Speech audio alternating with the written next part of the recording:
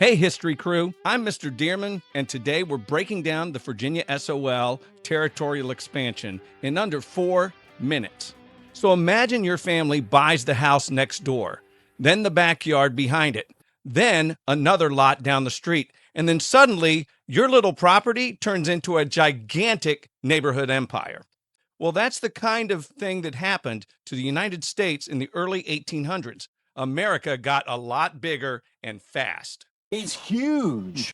So the standard says we need to be able to explain how territorial expansion affected the political map of the United States. Who cares? And in middle school language, that just means how did America gain more land and how did that change the stage and the future and the shape of the country? So on page 1 of your study guide, the big idea is simple. From the Louisiana Purchase to the Mexican-American War, westward expansion dramatically changed the nation's borders, size, and influence. So this lesson is really about one huge question.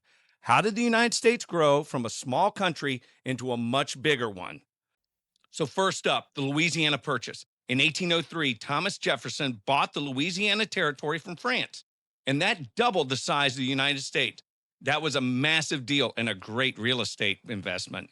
Then Thomas Jefferson sent Lewis and Clark to explore the new territory. They mapped the island, studied plants, animals, and met indigenous groups along the way. Sacagawea, a Shoshone woman, helped guide and interpret for the expedition, which was a big reason it succeeded. The study guide also notes that York, an enslaved African-American man, traveled with the group and played a very important role too. But the growth didn't stop there. Florida was next acquired from Spain in 1819.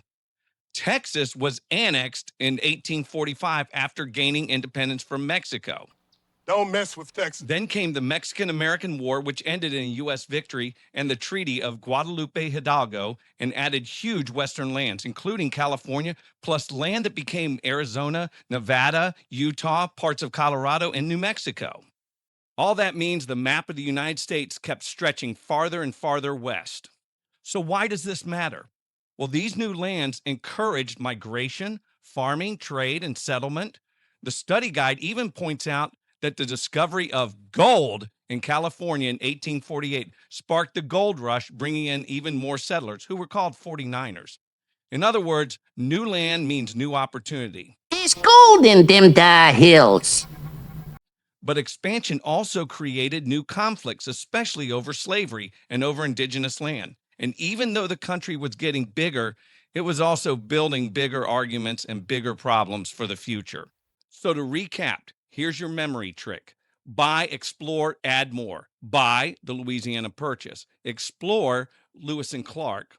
And more, Florida, Texas, Oregon, California. Say it with me. Buy, explore, add more. So now you should be able to pause and think and answer why the Louisiana Purchase was such a big deal. You should also be able to know, how did Lewis and Clark help the U.S.? Also, which lands were gained by treaty and which were connected to war? Well, I'm still Mr. Dearman, and that's Unit 8A, Westward Expansion, made simple. Check the description for a quick discussion sheet and my classroom resources. Come back for the next part of US 8, Part B, the War of 1812, and the Monroe Doctrine. Also, do me a favor, like and subscribe. That helps us out a lot, and it helps us to keep doing these. Have a great day. Good learning.